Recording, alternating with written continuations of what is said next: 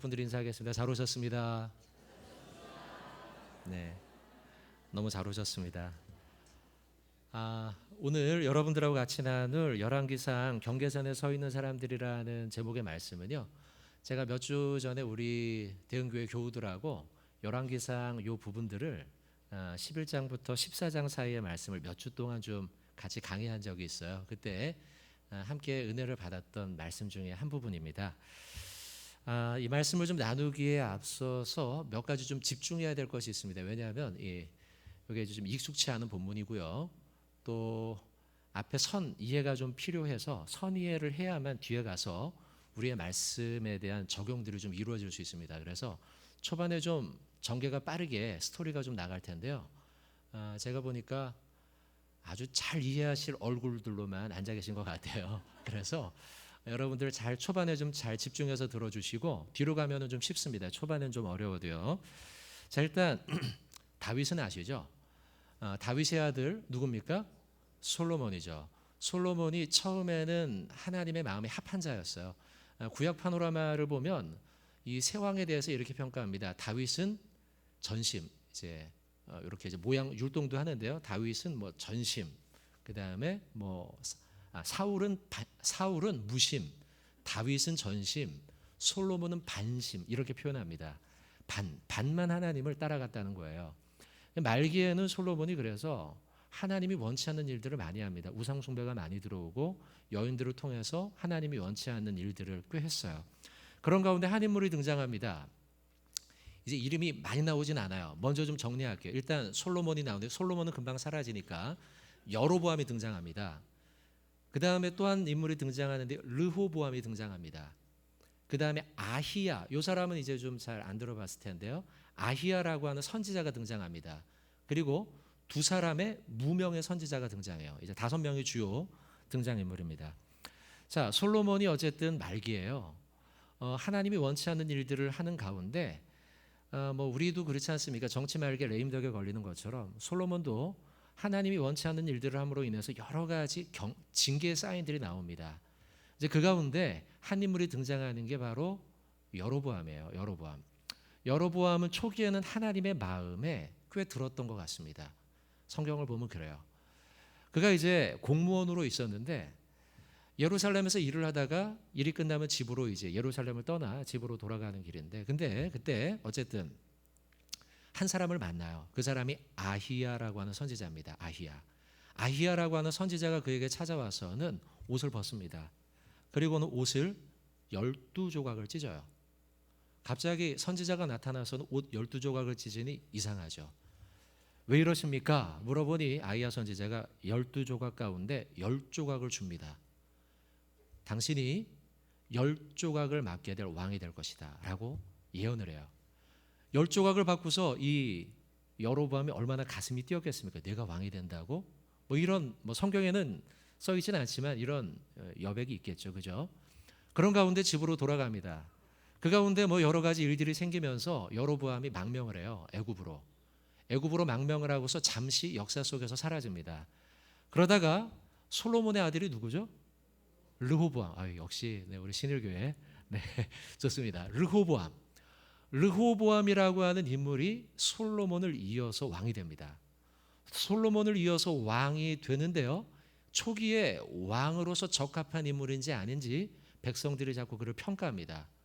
평가하는 가운데 백성들이 그에게 찾아와요. 왕이여, 당신의 아버지 솔로몬은 우리를 너무 힘들게 했습니다. 노역에도 많이 부려먹었고 세금도 너무 많이 걷었습니다.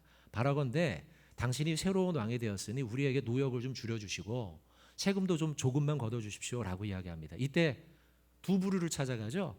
한 부류는 나이 많은 원로들을 찾아가고요, 또 다른 부류는 자기의 친구들을 찾아가요. 누구의 이야기를 듣느냐? 친구의 이야기를 들어요. 친구들이 뭐라고 했느냐? 야라고는 안 했겠죠, 왕이니까. 너 르호보암 왕이요, 무슨 말입니까? 솔로몬 당신의 아버지 선대의 왕의 이 허리 두께가 왕의 손가락 두께만 그거밖에 안 됩니다. 왕이 훨씬 더 배포가 큰 분입니다. 그러니 그들의 이야기를 듣지 마시고 거절하십시오. 나는 당신들을, 아버지는 채찍으로 했다면 나는 정갈로 치리라, 이렇게 말씀하십시오. 이 일로 인해서 나라가 사단이 납니다. 나라가 남과 북으로 갈리죠. 그래서 남쪽은 르호보암, 북쪽은 여로보암이 맡게 돼요. 자, 이런 배경 속에서요, 이제 한 가지만 더 좀 들으시면 됩니다. 여기까지 들으면 돼요. 이제 여로보암이 북쪽을 맡게 되어서 북쪽을 다스리고 있었어요. 근데 여로보암에게 고민이 있습니다. 어떤 고민이냐면 절기에 대한 고민이에요. 우리나라가 이제 명절이 되면 저 먼 동네 살다가도 어디를 찾아가요? 고향으로 가죠. 그런 것처럼 이스라엘 사람들은 늘 명절, 절기가 되면은 예루살렘으로 가는 게 오랫동안 몸에 배어 있습니다. 남과 북이 갈려 있는데, 근데 북쪽에 있던 사람들이 자꾸 절기만 되면 남쪽에 있는 예루살렘으로 내려가는 고민이에요. 여로보암이. 왜냐하면 자꾸 내려가다 보면은 르호보암에 대한 소문을 듣게 될 것이고, 그리고 나에 대한 사랑이, 나에 대한 충성이 르호보암 남쪽으로 내려가면 어떻게 하나 하는 정치적 불안함이 그에게 있었어요. 그래서 어떤 조치를 내냐? 종교적인 잘못된 조치를 내려요. 첫째, 절기를 바꿉니다. 절기가 있는데요. 어떤 절기냐면 마지막 초막절. 이 초막절이요, 8월 15일입니다. 이제 우리나라 8월 15일이 아니고 이스라엘 그 달력으로 따르면 8월 15일이에요. 이거를 7월 15일로 바꿨어요. 왜 이렇게 바꿨냐? 8월 15일은 늘 뭐가 겹치냐면 추수가 겹쳐요.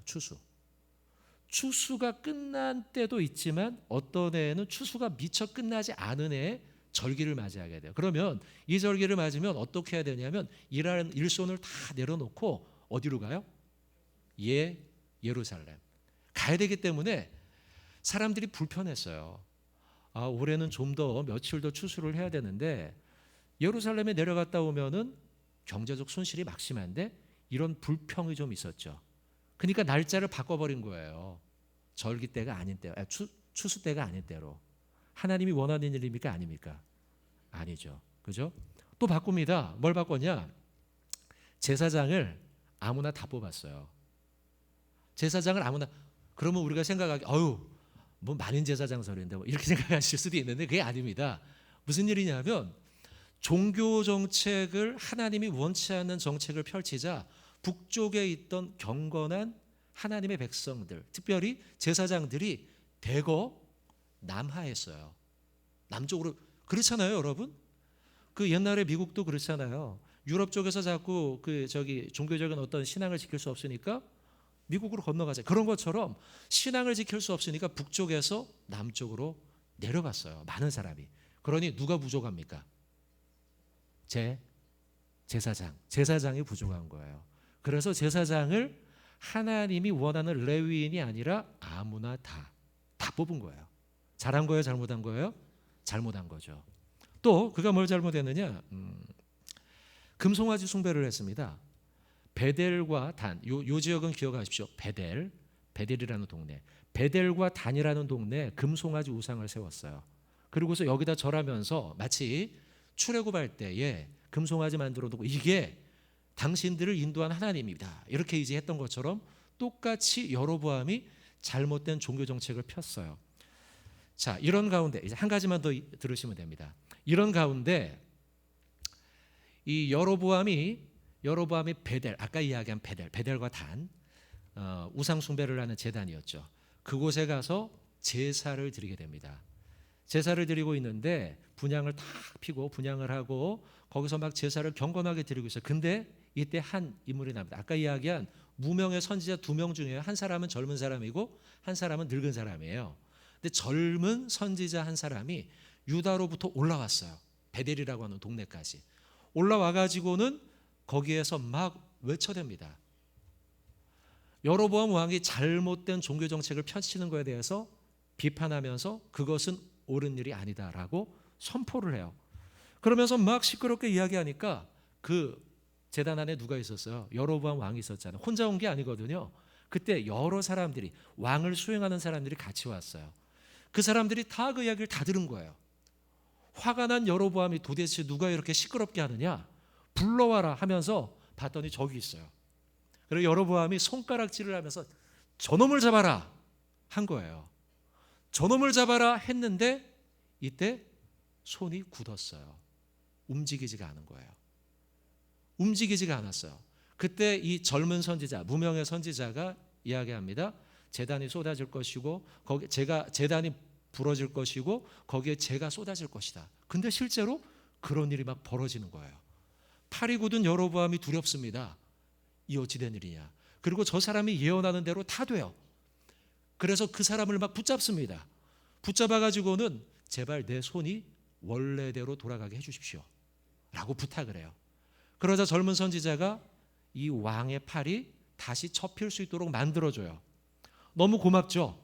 너무 고마워서 이 왕이 선지자를 불러가지고는 내가 당신에게 후사하기를 원합니다. 우리 집으로 와서 먹을 것도 먹고 내가 사례품도 줄 테니 받아가시오 이야기했는데 젊은 선지자가 그걸 다 이런지야 거절합니다. 아닙니다. 저는 하나님이 여기 와서 이렇게 하라고 이야기해서 했을 뿐이고 나는 하나님의 명령에 따라 다시 어느 곳에도 들리지 말고 베델의 어느 동네도 남지 말고 다시 유다로 돌아가라고 명령을 받았습니다 라고 이야기하고 집으로 돌아갑니다. 자, 여기까지가 이제 우리가 이해할 부분이에요. 그 다음부터 이제 오늘부터 말씀입니다. 자, 그렇게 보다가 우리가 읽었던 본문이 13장에 정체불명의 한 인물이 또 등장합니다. 나이 많은 늙은 선지자예요. 자, 한번 성경을 한번 읽어보겠습니다. 열왕기상 13장 11절 말씀입니다. 13장 11절 우리 같이 한번 봉독하도록 하겠습니다. 베델에 한 늙은 선지자가 살더니 그의 아들들이 와서 이날에 하나님의 사람이 베델에서 행한 모든 일을 그에게 말하고 또 그가 왕에게 드린 말씀도 그들의 아버지에게 말한지라. 자, 앞부분에 보면 베델, 자, 똑같은 동네예요. 그 동네에 한 늙은 선지자, 무명의 늙은 선지자. 무명의 선지자는 2명 있다고 했었죠. 아까 젊은 사람 손 고쳐준 사람, 그 사람이 집으로 가고 있는 중이에요. 유다로. 그 가운데 11절의 말씀에는 늙은 선지자가 등장합니다. 근데 늙은 선지자가 이야기를 들은 거예요. 그 젊은 선지자가 베델에 가서 이러이러한 일을 벌이고 왕이 팔이 굳었던 팔을 또 낫게 하고 막 이런 기가 막힌 이야기들에 대해서 늙은 선지자가 들은 거예요. 자, 여러분, 늙은 선지자의 정체가 뭘까요? 자, 여러분 지금부터 설교를 들으시면서 늙은 선지자의 정체에 대해서 머릿속에 계속 생각하시며 들으십시오. 이 사람이 좋은 사람이냐 나쁜 사람이냐, 여러분 두 가지를 염두에 두시면서 계속 한번 들어보세요. 자, 어쨌든 이 사람에 대한 정보가 몇 가지 있는데 베델에 살고 있어요. 그리고 나이가 많아요. 그리고 그는 아들들이 있어요. 11절에 나오죠. 그의 아들들이 와서 라고 써 있죠. 아들들이 와서 하나님의 젊은 선지자와 여로보암 사이에 있었던 사건에 대해서 다 이야기했어요. 그리고서는 아버지에게 그걸 이야기하자 아버지가 그 이야기를 듣고는 아들들에게 묻습니다. 아들들아, 그 선지자가 도대체 어디로 가더냐? 아버지, 이리로 가더이다. 그래? 그렇다면 나귀를 준비해라. 나귀를 타고 쫓아갑니다. 자, 여러분, 늙은 선지자의 정체가 무엇일까요? 좋은 사람입니까? 나쁜 사람입니까? 아직 잘 모르시겠죠? 자, 그렇게 나귀를 타고 막 따라가서 드디어 만납니다. 상수리나무 아래서 만납니다. 그에게 말하죠. 늙은 선지자가 젊은 후배 선지자에게 말합니다. 나와 함께 집으로 가서 떡을 먹읍시다. 그러자 젊은 선지자가 말합니다. 선배님, 저는 당신과 함께 갈 수 없습니다. 왜냐하면 하나님이 이곳에서 베델에서는 떡도 물도 먹지 말라고 했기 때문입니다. 나는 유다로 곧장 가야 합니다. 여기는 거룩한 곳이 아닙니다. 하나님이 계신 그 거룩한 땅으로 가야 합니다. 라고 이야기를 합니다. 자, 다시 한번 묻습니다. 정체가 뭘까요, 여러분? 좋은 사람일까요? 나쁜 사람일까요? 벌써 다 아십니까? 네, 이러면 별로 재미가 없는데. 네. 18절 한번 보시죠. 드디어 정체가 탄로나기 시작합니다. 18절 같이 한번 우리 봉독하겠습니다. 그가 그 사람에게 이르되 나도 그대와 같은 선지자라. 천사가 여호와의 말씀으로 내게 이르기를 그를 내 집으로 데리고 돌아가서 그에게 떡을 먹이고 물을 마시게 하라 하였느니라 하니 그 사람을 속임이라. 자, 정체가 드디어 드러나죠. 맨 끝에 그가 어떻게 해요? 속였다라고 말하고 있어요. 속였어요. 거짓말을 하고 있어요. 일단 요거 한 가지만으로도 그가 그다지 좋은 사람은 아니다라는 걸 알 수가 있습니다. 또 두 번째, 아까 제가 배경 설명을 드리면서 말씀드렸던 것처럼 이미 경건한 하나님의 백성들은 북쪽에서 남쪽으로 다 내려왔어요. 근데 이 사람은 그때 내려오지 않고 그대로 하나님이 원치 않는 제사를 드리고 있는 베델이라고 하는 땅에 남아 있어요. 그다지 좋지 않아요. 셋째, 그는요 그의 아들들을 여로보암이 주관하고 있는 우상 숭배의 제사에 참여시켰어요. 지금 젊은 선지자의 이야기에 대해서 늙은 선지자에게 이야기를 전해준 사람이 누구예요? 아들들이에요. 그러면 아들들이 그 자리에 있었다는 얘기거든요. 그리고 그 자리에서 일어났던 일은 무엇이냐면 여로보암이 우상 숭배를 하는 과정이었어요. 그 말은 선지자의 아들들을 우상 숭배를 하는 그 장소에 가도록 그렇게 하지는 않았더라 하더라도 가는 것을 그저 방치까지는 한 그다지 좋은 아빠가 아니라는 거예요. 사실 17절 앞까지만 해도요. 저와 여러분이 물론 성경을 많이 읽으신 분들은 이미 다 눈치채셨지만 많은 분들은 헷갈렸어요. 이 사람의 정체가 도대체 무엇인지. 여러분 마피아 게임이라는 걸 아십니까? 젊으신 분들은 아마 알 텐데요. 게임이 이렇습니다. 한 10명이 앉아 있습니다. 동그랗게 앉아 있습니다. 이제 수련회 같은 거 가면 많이 합니다. 저도 옛날에 이제 교육 목사일 적에 많이 했습니다. 가면 이제 집회가 끝나고 나면 밤에 둥그렇게 앉습니다. 10명의 학생들, 청년들이랑 앉아가지고는 사회자가 합니다. 자, 눈을 감으세요. 눈을 다 감습니다. 그러면 제가 마피아를 3명 지목하겠습니다. 그럼 마피아 3명을 지목해요. 자, 마피아는 눈을 뜨세요. 마피아만. 그럼 눈을 떠요. 고개를 들고 마피아가 누군지 서로 맞춰보세요. 서로 확인하세요. 그럽니다. 그러면 세 사람이 봐요. 보고서 이제 눈을 맞추는 거죠. 그러면 이제 나머지 7명은 누가 마피아인지를 몰라요. 자, 이제 낮이 됐습니다. 다 눈을 뜨세요. 그럼 눈을 뜹니다. 그럼 이제 대화가 시작이 됩니다. 야, 영철이 너 마피아 아니야? 아까부터 약간 입술을 떨던데? 너 좀 약간 수상해. 그러면 이제 영철이가 그럽니다. 야, 무슨 말이야? 나 어제부터 입술 떨었어. 막 이러면서 이제 이야기를 하는 거죠. 그러면서 막 서로 맞히고 하면서 이제 마피아를 맞히는데 끝까지 몰라요, 잘. 진짜 누가 마피아인지. 마피아끼리만 아는 거죠. 정체를 모른다는 거예요. 여러분, 김수현이라는 배우 아십니까? 아시죠? 잘생긴 배우. 우리 이건희 목사님처럼 잘생긴. 네. 그래서 이 김수현이라는 배우가 과거에 영화를 찍었는데요. 은밀하게 위대하게라고 하는 영화를 찍었습니다. 이 영화를 보면 김수현 씨가 간첩으로 나옵니다. 북한에서는 엄청난 훈련을 받은 고도의 간첩이에요. 막 사람 한 사람 죽이는 거는 일도 아닌 사람이에요. 근데 남한에 내려와서는 슈퍼에서 아르바이트하는 바보 같은 사람으로 등장해요. 누가 누군지 모른다는 거예요. 밝혀지기 전에. 오늘 본문도 그렇습니다. 늙은 선지자 어떤 사람인지 잘 몰라요. 우리도 18절이 돼서야 조금 눈치를 챘죠. 그 당시로 돌아가도 그가 누군지 사람들은 몰랐을 거예요. 동네 사람들이 저 사람은 진짜 선지자야? 아니면 가짜야? 몰랐어요. 어쩌면 아들들도 몰랐을 거예요. 야, 사람들은 우리 아버지 보고 선지자 이렇게 부르는데 우리 아버지가 선지자가 맞나? 라고 생각했을 거예요. 어쩌면 늙은 선지자 자신도 몰랐을 거예요. 젊은 날 자기가 소명을 받아 선지자가 되었지만 내가 살아가는 모습을 보니 내가 선지자가 맞는가?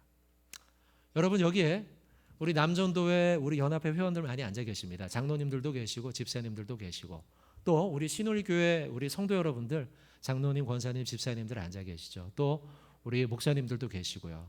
여러분, 우리의 정체 사람들이 다 알까요? 사람들이 우리를 보고 하나님의 백성인 걸 헷갈려하지 않을까요? 저는 이런 사람들을 뭐라고 부르냐면 경계의 선에 서 있는 사람이라고 부릅니다. 경계의 선에 서 있는 사람. 오늘 설교의 제목이죠. 경계의 선에 서 있는 사람. 오늘 본문에 등장하는 늙은 선지자의 직함은 분명히 선지자예요. 선지자. 거기 앞에 더군다나 뭐가 붙어 있냐면 늙은.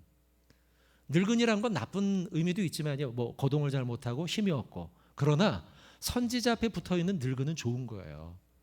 오랫동안 선지자 일을 하면서 충분히 경험이 많고 능숙하고 베테랑의 선지자이기 때문이죠.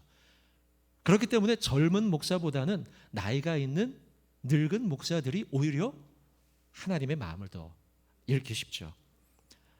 하나님의 일에 대해서 그는 관심도 많았어요. 열정도 넘쳐났어요.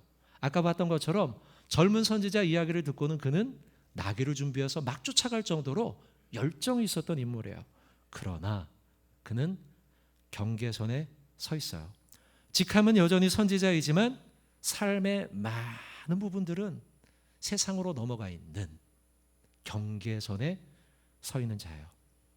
왜 그랬을까요? 묵상해 봤습니다. 그가 왜 그랬을까? 저는 몇 가지 이유를 생각해 봤습니다. 첫째, 어쩌면 그는 시기를 놓쳤을 수 있어요. 많은 경건한 북쪽에 있던 그의 동료 선지자들과 경건한 하나님의 백성들이 남쪽으로 남아할 때에 시기를 놓쳤을 수 있어요. 동료들이 이야기합니다. 박 선지자, 나 내려갈 건데 안 내려가? 이야기할 때 그 늙은 선지자는 아유 먼저 내려가. 우리 아이들 뭐 좀 일 있고 하니까 먼저 처리하고 좀 이따 내려갈게. 그렇게 하루, 한 달, 1년, 10년 그러다 늙어버렸어요. 두 번째, 어쩌면 자녀 교육의 문제일 수도 있어요. 아이가 1년만 지나면 고등학교를 졸업하는데 내가 이것만 하고 내려가야지. 처음에 생각했을 수 있겠죠. 경제적 이유일 수도 있습니다. 내가 베델에서 터를 닦아놓은 게 얼만데 아유 예루살렘에 내려가서 유다에 내려가서 내가 어떻게 또 다시 생활해. 아이 그냥 나는 이제 얼마 생도 남지 않았으니 여기서 살래 라며 그는 베델에 남아 있을 거예요. 그는 결국 남았습니다. 그리고 그는 잘못된 예배, 절기와 제사장의 선발과 금송아지 숭배에 동참했어요. 오늘 본문에선 아들들을 여로보암이 주관하는 우상의 제단에 그 제사에 참여하도록 허락했다는 거예요. 안타깝죠. 안타까워요. 신약의 한 인물이 떠오릅니다, 여러분. 마술사 시몬이에요. 마술사 시몬 아시죠? 들어보셨죠? 네, 모르시면 들으시면 됩니다. 사도행전 8장 13절에 이렇게 기록합니다. 시몬도 믿고 세례를 받은 후에 전심으로 빌립을 따라다니며 그 나타나는 표적과 큰 능력을 보고 놀라니라. 시몬이라는 마술사가 있었는데요. 이 사람이 예수님의 제자들이 막 기적을 행하는 걸 보고서 너무 부러웠던 거예요. 그래서 제자들을 쫓아다니면서 세례까지 받았습니다. 근데요, 자기에겐 그 기적이 나타나지가 않는 거예요. 여러분, 기적이 사람이 일으키는 겁니까? 아니면 성령님이 일으키는 겁니까? 성령님이 일으키는 거죠. 근데 그걸 몰랐던 거예요. 근데 빌립은 이 마술사라고 하는 자기의 직업 때문에 예수님의 능력을 돈으로 살려고 했어요. 경계선에 서 있는 거예요. 세례까지 받았지만 여전히 예수님을 자기의 돈벌이로 사용하려고 하는 경계선에 서 있던 자. 여러분, 우리에게 물어봅시다. 나 자신에게 물어봅시다. 나는 경계선에 서 있지 않습니까?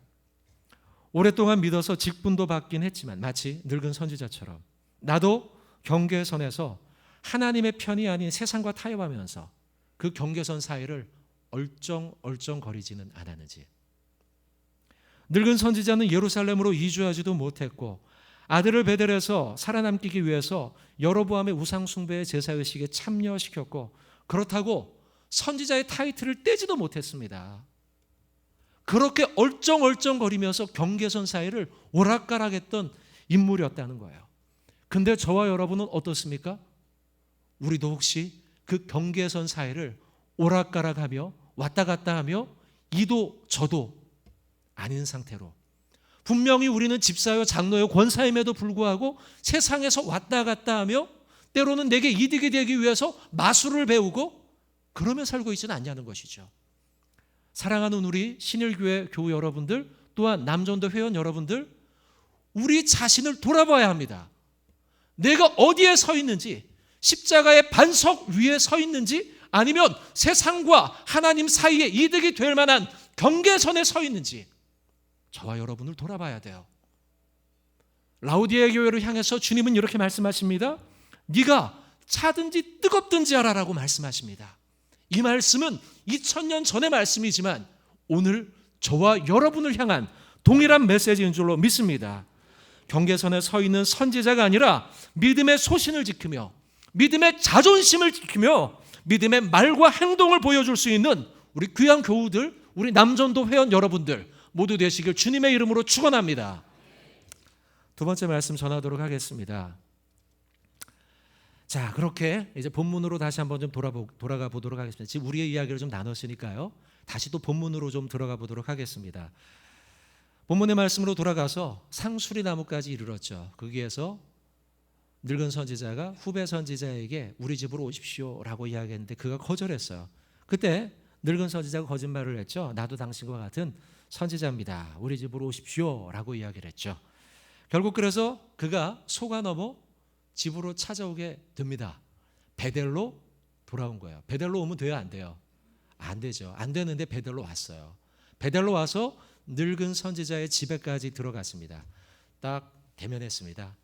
상 앞에 앉아가지고 딱 대면해서 앉았어요. 근데 대면에 앉는 그때 하나님의 말씀이 늙은 선지자에게 임해요. 좀 일찍 임했으면 좋을 텐데 그제서야 임해요. 임할 때 하나님이 그에게 사실대로 알려줘요. 젊은 선지자는 너의 집에 들어오면 안 되었다. 젊은 선지자가 너의 집에서 나갈 때 그는 죽게 될 것이다 라고 그에게 말씀을 하셔요. 그 말씀을 들은 늙은 선지자는 마음속에 가슴을 쳤겠죠. 그리고는 젊은 선지자에게 이야기합니다. 하나님이 이렇게 말씀하셨습니다. 침울했겠죠. 같이 떡을 떼면서 떡을 떼고 물을 마시고 있는 중에 이 대화가 오갔으니까요. 침울한 가운데 물과 떡을 다 먹고 난 다음에 일어나서 나귀를 타고 유다로 내려갑니다. 그런데 예언한 그대로 나귀를 타고 가던 중에 사자를 만나요. 사자, 어흥사자, 사자를 만납니다. 사자를 만나서 사자가 이 사람을 죽입니다. 근데 신기한 것은요, 사자가 죽이고 난 다음에 보통 사자는 사람을 죽일 때 먹이로 사용하기 위해서 죽이는 거죠. 뜯어먹기 위해서. 근데 뜯어먹지를 않아요. 죽이고 난 다음에 그 옆에 사자가 서 있습니다. 이렇게. 그리고 그 옆에 선지자가 타고 오던 나귀 역시도 죽이질 않았어요. 나귀도 그 옆에 서 있었어요. 여러분, 이 말씀을 들으면서 혹시 떠오르는 본문이 있습니까? 민수기에 나오는 말씀이죠. 민수기 22장에 보면 발람의 나귀 사건이 있죠. 발람의 나귀 사건. 발람 선지자로 하여금 이제 가서 이제 저주를 하라고 부탁을 받아서 가는데 그때 나귀가 가질 않잖아요, 앞으로요. 나귀한테 막 발로 차고 막 했어요. 왜 안 가냐고 막 했더니 나귀가 막 이 벽으로 붙어가지고 벽에다가 이 발람 선지자의 발을 막 지디끼고 막 그런 장면이 나오거든요. 22장이에요. 민수기. 그때 이 나귀가 말을 안 듣는다고 이 선지자가 내려가지고는 발람 선지자가 내려가지고 막 야단을 쳐요. 그러니까 그때 나귀가 뭘 열어요? 입을 열어서 사람 말을 해요. 그러면서 그제서야 발람 선지자가 영안이 띄어져서 자신 앞에 있던 하나님의 사자 군대들을 보게 됩니다. 아, 내가 깨닫지 못했구나. 오늘 본문도 그래요. 늙은 선지자와 많은 베델에 살고 있던 사람들이 깨닫지 못해서 사인이었는데 이게. 그러자 하나님이 이 젊은 선지자만 죽이고 그 옆에 사자와 나귀가 그대로 서 있는 장면을 보여준 거예요. 지나가던 사람들이 사자가 있으니까 무서운 나머지 뒷걸음질을 치면서 봤어요. 근데 아무에게도 회하지 않아요. 그러자 사람들이 늙은 선지자에게 와서 이야기합니다. 이 일을. 늙은 선지자가 그 이야기를 듣고는 당장 그 자리로 쫓아갑니다. 쫓아가서 시체 앞에 당도하죠. 사자가 옆에 있었지만 아랑곳하지 않아요. 그리고는 그 시체를 들고 나귀에 태워서는 다시 집으로 돌아옵니다. 그리고는 그 시체를 정성껏 제사합니다. 제사하게 돼요. 성경 한 절 우리가 읽기를 원하는데요. 열왕기상 13장 29절에서 30절입니다.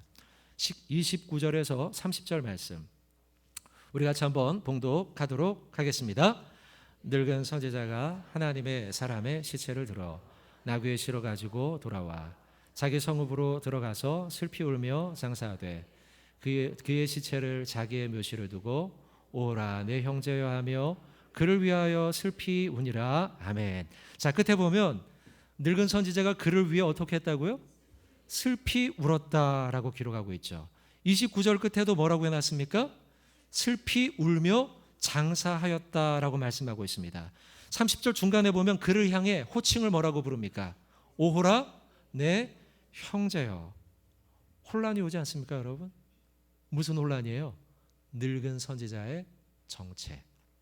우리는 아까 분명히 18절에서 그의 정체에 대해서 나쁜 놈이라고 정리를 했어요. 근데 29절과 30절을 보면서 슬피 울고 있어요.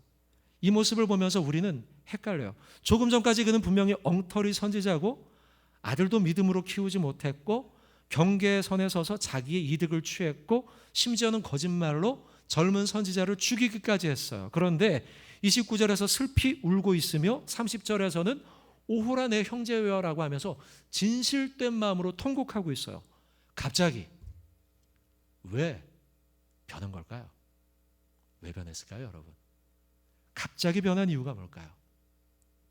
오늘 설교의 굉장히 중요한 부분입니다. 그는요, 사인을 봤어요. 사인. 마치 발람 선지자가 사인을 봤듯이 이 사람 역시도, 늙은 선지자 역시도 지금 사인을 봤어요. 경고의 사인을 본 거예요. 열왕기상 이 여로보암에 나와 있는 이 관련된 이 스토리들이 여로보암 왕이 얼마나 하나님 앞에 범죄했는가를 보여주고, 또 특별히 오늘 본문은 그런 왕 밑에 살고 있는 일반 백성들 역시도 얼마나 타락했는가를 보여주는 본문이에요. 이 본문이요. 그런데 그 가운데 우리는 지금 늙은 선지자는 경고의 사인을 봤다는 거예요. 여러분, 여로보암 왕은 경고의 사인들이 많이 있었음에도 불구하고 그는 보지 못했어요. 그러나 오늘 늙은 선지자, 비록 조금 전까지 그는 굉장히 나쁜 일을 저지른 사람이었지만 경고의 사인을 보는 순간 그는 돌이켰어요. 세상도 그렇습니다. 하나님의 사인이 우리에게 동일하게 내려졌는데 어떤 사람은 그걸 보지 못하고 깨닫지 못하는 거죠. 어떤 사람은 그것을 깨닫고 돌이킨다는 거예요. 비록 늙은 선지자가 분명히 사람을 죽이는 일에 거짓말해서 그러한 일을 했고 아들들도 제대로 못 키웠고 잘못된 일들을 많이 했음에도 불구하고 우리가 늙은 선지자를 통해서 배워야 할 것이 있어요. 그것은 무엇이냐? 하나님의 사인을 볼 때에 돌이켰다는 사실이에요. 가룟 유다, 그는요 돌이키지 않았어요. 사도 바울, 가룟 유다 못지않은 죄 많이 지은 사람이에요. 예수 믿는 사람들 핍박하면서 다녔으니까요. 심지어 스데반을 죽이는 자리에 동참했으니까요. 그런데 그는 돌이켰어요. 돌이켰어요. 죄는 우리에게 뭐라고 말하는지 아십니까? 너는 너무 늦었어. 네가 무슨 돌이켜. 그러나 성도 여러분, 지금이 돌이키기에 가장 빠른 때예요. 잊지 말아야 돼요. 성도 여러분, 우리도 경계선에 서 있습니다. 주일날 교회 와서 말씀 속으로 은혜 가운데 들어가기도 하지만 내일 당장 월요일이 되면 우린 세상 속으로 나가요. 경계선 속에 서게 되죠. 그리고 나도 모르게 죄를 져요. 어쩌면 의도적으로 모른 척하고 어쩔 수 없이 죄를 지었다고 항변하기도 합니다. 누가 그랬어요? 늙은 선지자가 그랬죠. 자기도 모르게 어쩔 수 없었다고, 아들 키우느라고 어쩔 수 없었다고, 경제활동하느라고 어쩔 수 없었다고, 내가 세상에 살다 보니 어쩔 수 없었다고 합리화하면서 늙은 선지자가 그렇게 자신의 나이를 먹어갔던 거예요. 그리고 우리도 그렇지 않습니까? 하나님은 발람에게 보이신 것처럼 나귀를 통해서, 또 늙은 선지자에게 보이신 것처럼 사자를 통해서 우리에게도 여러 가지 모양으로 사인을 보여주고 계셔요. 그 사인을 볼 때 돌이켜야 돼요. 돌이켜야 돼요. 사단은 우리를 향해서 가룟 유다에게 했던 것처럼, 야, 너 늦었어. 그만하면 됐어. 그냥 적당히 해. 라며 우리를 유혹해요. 그러나 아닙니다. 내게 사인이 보인다는 것은 여전히 하나님이 나를 사랑하고 계신다는 증거이고, 여전히 내가 돌이킬 기회가 남아있다는 거예요. 여러분 잊지 마세요. 바라기는 지금 이 시간이, 바로 이 순간이, 그리고 하루하루 매 순간순간이 돌이키기에, 선을 행하기에 가장 빠른 시간임을 잊지 마시기 바랍니다. 그래서 경계선을 벗어나서 하나님의 품으로 뛰어들 수 있는 저와 여러분 모두 되시길 주님의 이름으로 축원합니다. 말씀을 뵙겠습니다. 여러분, 주기철 목사님이라는 분이 계시죠? 아마 잘 아실 겁니다. 산정형교회 목사님으로 사역하셨죠. 신사참배를 하지 않았다는 이유로 1938년도에서 1944년 동안 5차례나 투옥이 됐던 분이에요. 근데 그 당시가 어떤 시대냐? 일제시대잖아요. 일제시대 사람들이 신사 참배하라고 자꾸 요구했어요. 근데 처음에는 다 거절했어요. 근데 너무 힘들거든요. 자꾸 감옥에 들어가고 매질을 하니까. 그래서 어떤 교단들은 신사 참배하는 걸 허용하기도 했어요. 뭐예요? 어디에 서 있는 거예요? 경계선에 서 있는 거예요. 주기철 목사님 역시도 경계선 사이에서 갈등했을 거예요. 내가 그래야 하나? 갈등했을 거예요. 그러나 그는 넘어가지 않았어요. 몽둥이 찜질, 막 채찍질, 또 쇠못을 밟고 막 지나가기, 거꾸로 눕혀놓고서는 막 코에다가 고춧가루 뿌려넣기, 막 이런 막 얼마나 고통스러워요. 그렇게 고통스러운 일을 당했음에도 불구하고, 경계선에 설 법함에도 불구하고 주기철 목사님은 경계선에 서지 않았어요. 이제 5번째, 마지막 구속이 되기 전이었습니다. 이제 그때 5번째 구속이 되고 44년도에 돌아가셨어요. 마지막 구속이 되기 전 한 30여 명 되는 성도들을 모아놨어요. 이렇게 예배드리기 위해서. 이제 내가 가야 되니까, 감옥에 가니까 같이 예배합시다 하고서 모은 거예요. 모여서 같이 이제 예배를 드립니다. 거기는 가족들도 있고 목사님의 모든 걸 알고 있는 정말 친밀한 교우들이 같이 그 자리에 있었죠. 그러면서 마지막 설교를 그들에게 합니다. 성도 여러분, 우리 주님이 날 위해서 십자가 고초를 당하시고 십자가 죽음을 당하셨는데 내가 어찌 무섭다고 모른 채 하겠습니까? 주님을. 그럴 수 없습니다. 내가 고통스러워도 나는 경계선에 서지 않고 고통을 감내하며 주님의 길로 가렵니다. 이때 아주 멋있는 말을 하세요. 일사각오라는 말 들어보셨을 거예요. 주기철 목사의 일사각오. 그리고 그 뒤에 굉장히 멋있는 말씀을 하셨어요. 소나무는 죽기 전에 잘라야만 그 푸른 빛이 남아 있습니다. 그렇죠, 여러분? 다 죽어 있는 소나무는 잘라봐야 푸른 빛이 나지 않아요. 그냥 나무 색깔만 나죠. 또 백합화는 시들기 전에 떨어져야만 그 향기가 남아 있습니다. 이 몸도 시들기 전에 주님 제단 앞에 드려지길 원할 뿐입니다. 이 얼마나 멋있는 말씀입니까? 신사참배가 행해졌지만 그는 경계선에 서지 않았습니다. 오늘 본문 이름 없던 그 주인공, 직함은 선지자였죠. 늙은 나이가 되도록 그는 경계선에 어물쩡거리던 인물이었습니다. 여러분, 우리 역시 경계선에 과거에 서 있었죠. 그리고 지금도 어쩌면 경계선에 서 있는 중일 수도 있고요. 앞날 가운데 우리는 경계선에 설 날이 있을지도 모릅니다. 어린아이들을 생각해 봤어요. 학생들, 청소년들. 요즘은 급식 먹잖아요. 급식 먹기 전에 우리가 아이들에게 얘기하죠. 저희도 아이들에게 얘기하거든요. 얘들아, 너 학교 가서 하루를 시작할 적에 기도로 시작해. 밥 먹기 전에 기도로 시작해. 근데요, 아이들이 기도하잖아요. 손 모으고. 그러면 친구들이 이야기해. 야, 너 광신도야? 막 이야기하는 거죠. 다음에는 기도 안 해요. 경계선에 서 있는 법을 배우는 거예요, 아이들이요. 직장 생활도 마찬가지입니다. 직장 그렇게 어렵게 청년들이 취업을 해요. 그렇게 힘들다는 취업을 해가지고는 직장에 들어갔어요. 직장에 들어 열심히 일하는데 첫 번째 회식 날입니다. 회식을 갔는데 저는 교회 다녀서 술 안 마십니다 얘기했더니 부장님이 이야기하는 거예요. 무슨 소리야. 저기 김 과장, 최 과장 다 교회다 집사야 권사야. 다 마셔 괜찮아. 경계선에 서는 걸 배워요. 젊은이들이. 어른이 되어도 우리도 마찬가지 아닙니까? 어쩌다 어른이 돼버렸으니 진짜 그리스도인으로서의 어른다움을 배우질 못했어요. 그래서 돈 버는 일이라면 경계선을 선택해요. 성공하는 일이라면 젊었을 때 배웠던 대로 경계선에 서는 것을 선택해요. 이게 우리가 세상에서 배운 방식이에요. 사랑하는 성도 여러분, 신앙인이라고 부르기에 부끄러운 삶을, 믿음의 자존심을 버립시다. 앞으로 그렇게 살지 모른다 할지라도 당장 오늘만큼이라도 우리는 다시 한번 도전해야 합니다. 나는 그렇게 살지 않으리라. 하나님의 사인이 내게 들려올 때 나는 돌이키리라. 죄에서 돌이킨 늙은 선지자의 마지막 믿음의 결단을 기억합시다.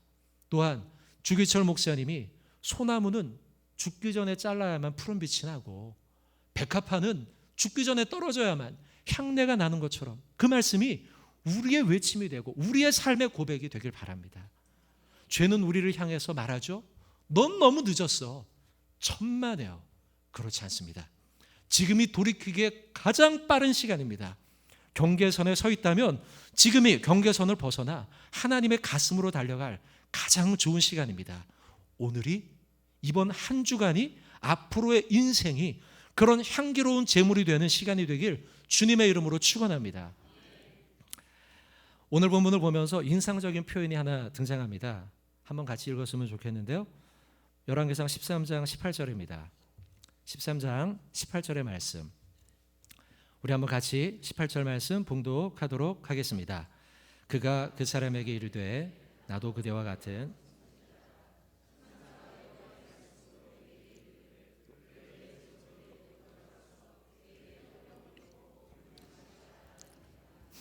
이는 그 사람을 속임이라. 아멘.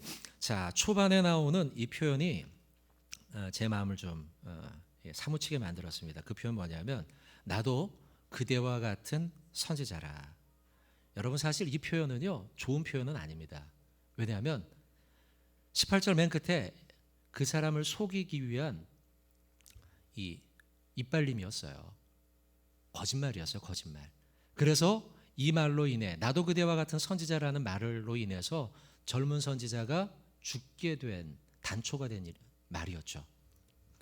그저 단순한 거짓말 가운데 하나였어. 그러나 이 표현은요 깊이 들여다보면 자신이 선지자답게 살지 못한 것에 대한, 자신의 인생에 대한 회한의 말이에요. 사실 이 표현은 나도 그대와 같은 선지자입니다 라는 표현은 사실 나도 그대와 같은 선지자가 되고 싶었습니다 라는 거예요.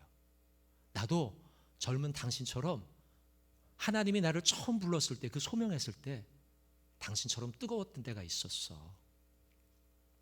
젊은 선지자가 아까 여로보암 앞에서도, 왕 앞에서도 막 손이 굳어지는 일 막 있었잖아요. 그죠? 두려워하지 않아요. 왕 앞에서, 권력 앞에서 두려워하지 않아요. 그러면서 담대하게 하나님의 말씀을 선포하던 대단한 모습이 있었죠. 그 모습을 들으면서 늙은 선지자는 마음에 회한이 있었던 거예요. 나도 당신처럼 그런 때가 있었는데, 그렇게 살고 싶은데, 내가 정말 그렇게 살고 싶은데 내가 왜 이 모양으로 경계선에 서 있었을까? 열왕기상 13장 30절의 말씀은 그걸 증명합니다. 곧 그의 시체를 자기의 묘실에 두고 오호라 내 무엇이라? 형제여라고 부르고 있어요. 형제여, 나도 그대와 같은 선지자입니다 라는 거예요. 나도 그대와 같은 선지자가 되고 싶었습니다 라는 거예요. 저는 그래서 이 18절의 말씀이 제 마음을 울렸어요. 나도 그대와 같은 선지자라는 표현, 열정을 가진 젊은 하나님의 사람의 모습이 부럽다는 것이죠. 사랑하는 우리 남전도 회원 여러분들, 신일교회 성도 여러분들, 우리도 이런 회한에 묻힌 삶이 아니라 하루하루 하나님이 원하는 모습으로 살아감으로 누군가 나를 봤을 때 나도 당신처럼 예수 믿고 싶습니다 라고 누군가의 입을 열게 만들어줄 수 있는 저와 여러분의 믿음의 삶이 되길 바랍니다. 이 한 주간의 삶이 그렇게 되길 바라고, 또한 우리 남전도 회원 여러분들, 여러분들의 사역과 교회 가운데 그러한 놀라운 역사들이 여러분의 삶을 통해 통로가 되어서 쓰여지기를 주님의 이름으로 축원합니다. 이 시간 우리 말씀을 기억하면서 잠시